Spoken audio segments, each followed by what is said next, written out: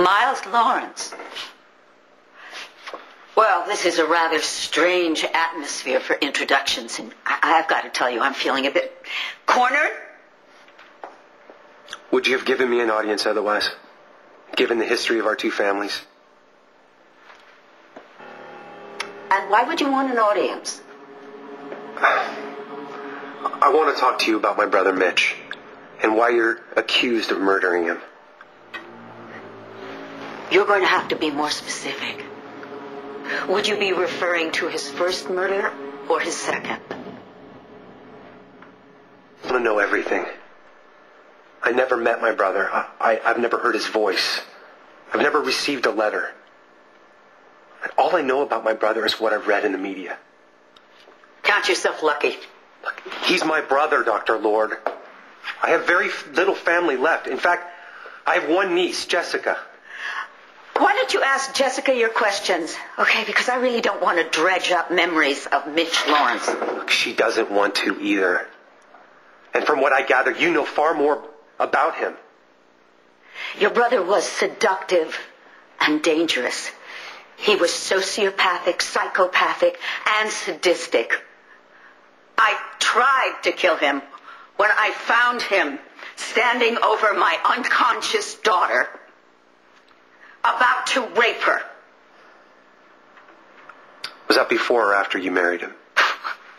This conversation is so over. God! No, okay. God! Listen, please. Where the hell are they? Please. When you want them? You've got to understand, it's disturbing. All right, I'm finding out a lot about my family, and none of it is good. Oh, and you're in a state of shock, aren't you? Actually, I am. Why should any of this surprise you? Did they ever do anything but treat you like a piece of trash? I can't help but imagining what my life would have been like if I was raised with my brothers. If I wasn't born ugly, I might have been as ugly as Mitch on the inside. There's still time. Natalie. So you're saying that I may be genetically at risk for evil and insanity? Is that what you're saying? Well, considering the fact that Mitch isn't the only madman that your father sired, I would say that there are indications that the Y chromosome in the Lawrence clan is a bit faulty. Well, let's consider this. I was born severely deformed, abandoned as an infant, raised in a hospital by nurses and doctors. I'd say I'm doing remarkably well. This isn't a controlled environment. The real world is quite different from a cushy sanitarium. The hospital was far from cushy. And as far as your controlled environment, I prefer freedom. We'll see. I'm the black sheep of the Lawrence family. And that's a good thing. I mean, if I do carry that faulty gene, it must be recessive. I'm here. I'm building a life for myself, forging friendships of sound mind. You still think that Spencer Truman is a hero? I make no apologies for that. Spencer is the only reason I have any future at all. Is it insane for me to want to repay the man who saved my life? If that man is a psychopathic killer, yes, it is totally insane. Mind you, I understand the need for purpose, but I wonder what is going to happen to your life when you finally figure out that Spencer Truman got the justice he truly deserved. You know, I'm beginning to think that you did kill Spencer.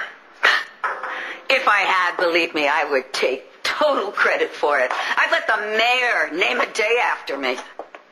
So you claim you're being railroaded? Isn't it obvious? And don't I make the easiest target? I hope you're right, Dorian. I'd like to get to know you. I'm not sure I feel the same way. Oh, not sure. Well, then I'm getting somewhere.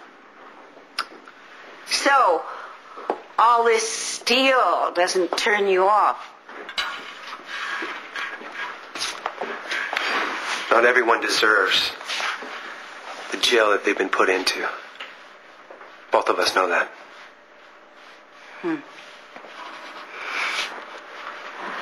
in many ways. Besides, I think you might be a genuine kind person behind that tough exterior.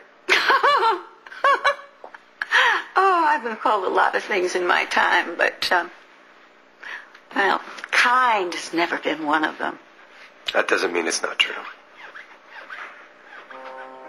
You know, please don't take offense at this, but I think your snap judgments, and especially your feeling for Spencer Truman, they indicate a true lack of life experience. I'm working on getting some. Work fast before it gets you. Trust me, innocence doesn't last long in Landview.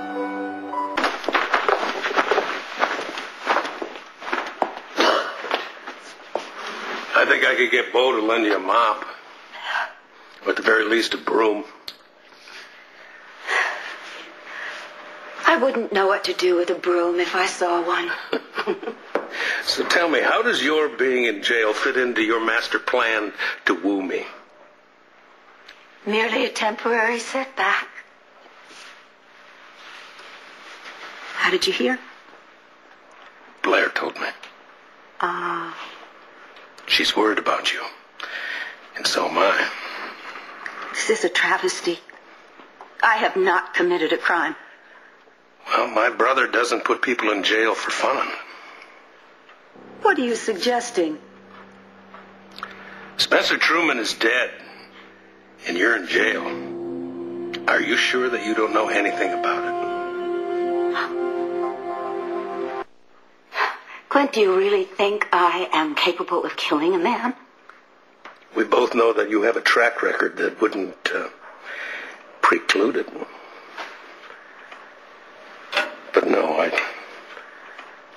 I don't think that you killed Truman, but I do think you know something about whoever did. I swear to you, on a stack of Bibles, I swear to you on both my daughters' lives, I don't know the first thing about Spencer's murder. You probably know more than I do.